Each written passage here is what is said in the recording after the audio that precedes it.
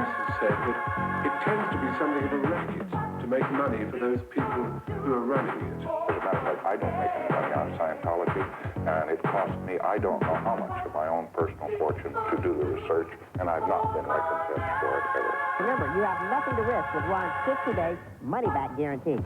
Don't wait another day to make a change in your life. Pick up the phone and call us now. Pick up the phone and call us now. The battle between religions is an old and bitter one. Christianity, Judaism, capitalism. They all duke it out for your dollar and your soul. But which spiritual path knows its shit from Shinola? Tonight, Liebography examines Scientology, the latest foray into the lucrative answer market, and the world's fastest-growing religion outside of Oprahism. What? What? Okay. To fully grasp the story of Scientology, let's step into the Wayback Machine and examine the life of its founder, the divinely pudgy L. Ron Hubbard. Born in Nebraska in 1911, Lafayette Ronald Hubbard was a bastard child raised by his Earth mother Mavis, who dressed him up in sailor suits and instilled him with the belief that he was of divine lineage. Yeah, you're the son of God, all right. The son of a goddamn good-for-nothing bum. A restless boy, L. Ron ran away from home at 12 and joined a bizarre survivalist cult called the Boy Scouts. Hubbard was a fanatical devotee and rose quickly to the rank of Weeblo, but was dismissed because of his overzealous approach to stopping other scouts from leaving the troop. New York, big city of dreams, but everything in New York ain't always what it seems. Young Hubbard then drifted to New York City with dreams of becoming a writer. As an unpopular teenager with personal hygiene issues, Hubbard naturally developed a keen interest in science fiction and soon befriended a young writer by the name of Philip K. Dick. Once Hubbard stopped giggling at his name, the two became writing partners, but a rift developed. When Dick released his groundbreaking novel, Do Androids Dream of Electric Sheep? 2 weeks later, L. Ron released a book called Do Androids Have Wet Dreams of Electric Sheep? They have wet dreams. Lie down, girl, make me push it up, lie down. Hubbard called the similarities coincidental, but his subsequent manuscripts were Celsius 232-77778, The Lion, the Witch, and the TV Tray, and 2001, A Space Panty Raid.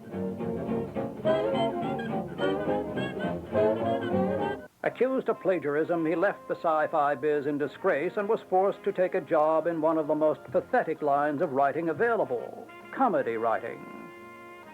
At first, he eked out a living writing jokes at the bottom of Bazooka Joe comics. But he hit his stride with the release of Dianetics, a book he conceived as a delicious parody of both the Bible and I'm Okay, You're Okay. Unfortunately, due to an is-bin mix-up, Dianetics was misshelved into the religion section of bookstores across the country.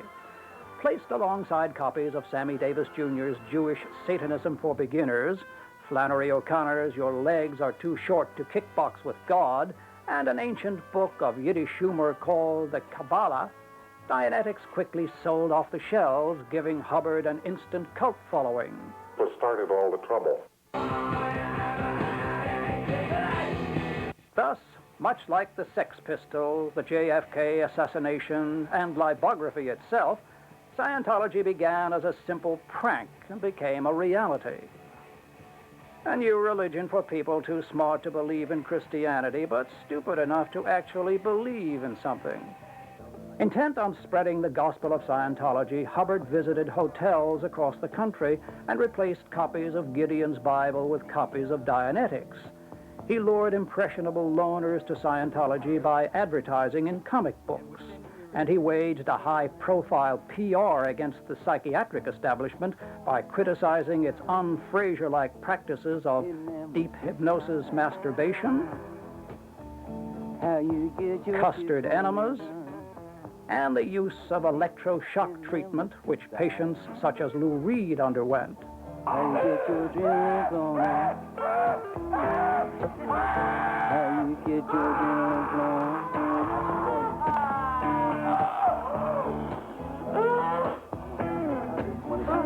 Scientology's membership was now growing phenomenally, but Hubbard foresaw a day when he would be unable to lead the church and decided he'd need an heir. His middle-aged demon seed was drying up quickly, though, so L. Ron had to act fast and employed the same tactics all men use to score some emergency booty. A little charm, a lot of wine. Please, you appreciate good wine? Have another glass. And an ancient satanic ritual.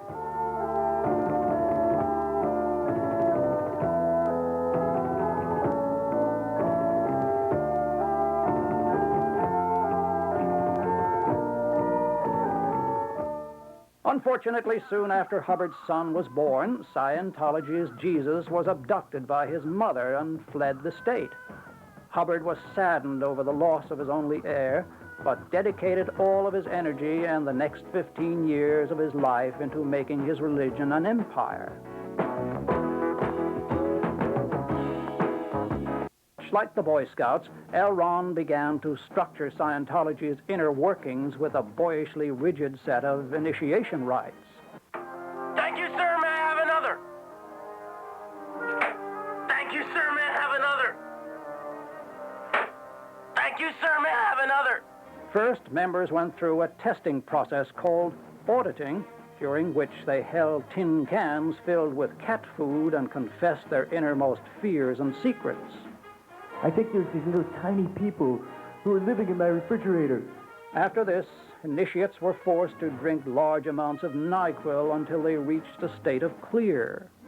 And everything was really crisp and clear, and it was just really great. Then, in a plan often compared to Columbia House's record club, church members received the first 12 levels of clear for only a penny, but had to pay $13,000 to reach each subsequent level, plus a ridiculously inflated charge for spiritual shipping and handling. By the 1970s, Hubbard saw the glittering lights of Hollywood as a chance to gain some celebrity converts to shill for Scientology, and it was a match made in heaven. For celebrities, Scientology filled the void that fawning admiration, points against gross and meaningless sex couldn't fill. In return, it promised them things their agents and personal trainers could never give them: clear thinking, revenge against their enemies, and a chance to be spirited away to the planet Zorkon 7. One of the first celeb converts was perma-smirked actor Tom Cruise, who was blackmailed into joining by L. Ron himself after a very revealing auditing session. I know your secret. Isaac Hayes joined up after walking into Scientology's L.A. Dude Ranch looking for one simple thing from the religion. Hey, where are the white women at? Here, Isaac explains how Hubbard took him aside and explained the basic principles of Scientology. He told me the brain got two parts. You see, you got the sexing you up side, and over here is the getting paid side. And I said, man, that's all right. Hayes was so impressed, he released a tribute album to his new spiritual leader called Hubbard, That Funky Honky. Who's the man who writes sci-fi and keep on living even after you die? You're damn right.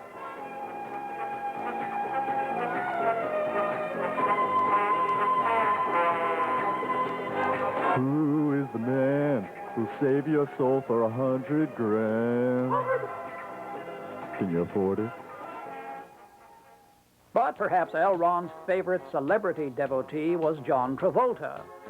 While the 70s had been good to the urban cowboy, just give me a blowjob, okay? by the time the 80s rolled around, the only steady gig Travolta could score was as a contestant on a call-in video game program on WPIX. Pigs, pigs, pigs. Oh my God, freaking barrels, pigs, pigs, pigs. Gotta get the frick out of here, man. Oh my God, freaking crocodiles, man. Look at this stuff, man. Oh, jeez. Pigs, pigs. Oh my God, this is so freaking scary, man. Pigs, pigs. Gotta get out of here, pigs. Oh, jeez. Oh, jeez. Oh, I gotta get the corset thing. Pigs. Oh, damn. L. Ron saw something of himself in Travolta and took pity on the washed-up dance machine. He promised that in exchange for signing a billion-year lifetime contract to Scientology, he promised to revive his career and have all copies of his disastrous first album destroyed. Gonna let her in. Gonna let her in.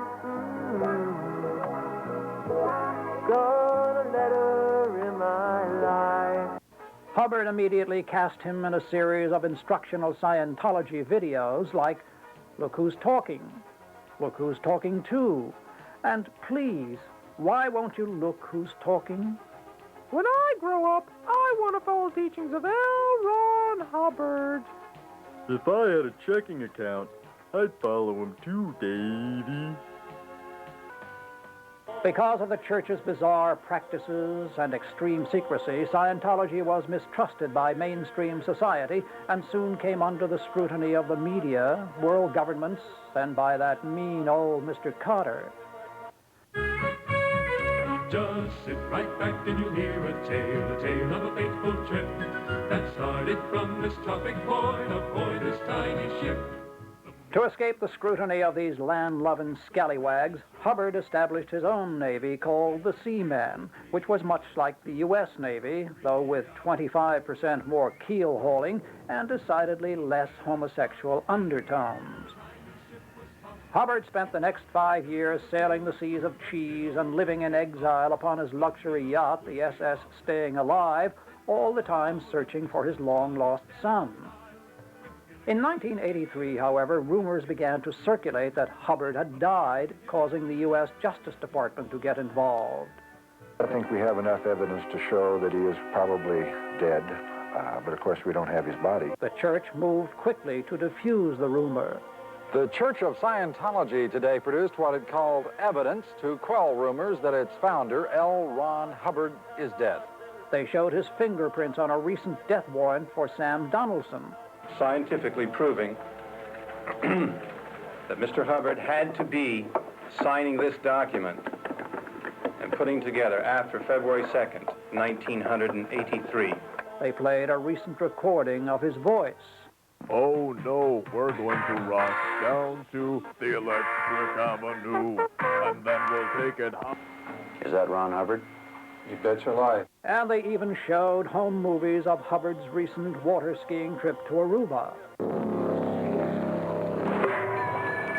But the rumors of his demise took their toll, and the undue stress of proving he was alive caused Hubbard to kick it to Scientology's ultimate level of clear.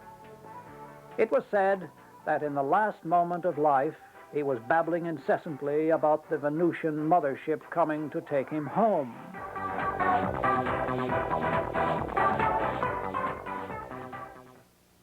With L. Ron's illegitimate son still missing, leadership duties of the church were delegated to L. Ron's cat, Captain Cuddle. The U.S. government had always been critical of the way Scientology took people's money and brainwashed them, arguing that these were practices reserved solely for the state. And with the church leadership in disarray, they filed a lawsuit against Scientology. Then, just as Hubbard had predicted, in the church's darkest hour, a savior would be revealed to them. John Travolta disrobed and revealed himself to be the long-lost son of Hubbard, Scientology's own Messiah. Sadly, the modern-day Church of Scientology has not fared well under Lord Travolta. It's gone nearly bankrupt from pumping $500 million into keeping the inexplicably bad Veronica's Closet on the air, and because Travolta has ballooned up to Hubbard-like proportions with his $5,000 a day cookie crisp habit. With the lawsuit to begin trial, Scientology is in need of powerful leadership. It's getting ready for a battle royale against its enemies.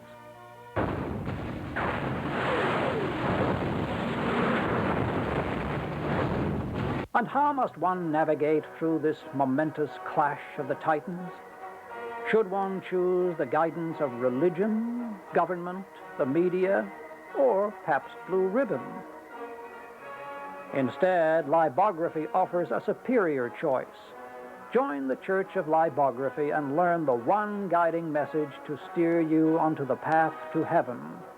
Don't believe in anything, including this. Why you guys over here on this fun of us over here, huh? Why do you want to do that? You just got to give us all about stuff over here, you know? And we just want to believe in ourselves and stuff like that, you know? Is that so wrong? We just want to be loved and love ourselves and have other people love us. You know, why you guys are so jealous of that, huh? You know, what's wrong with that? You guys, you always want to take things down, take it apart, and you never believe in yourself. You can only, like, tear other people apart, you know? What's wrong with us wanting to do for ourselves, you know? But I warn you, if you make any further inquiries, or if you say a single word to anyone about what you have seen, there will be the most dire consequences for you and your family.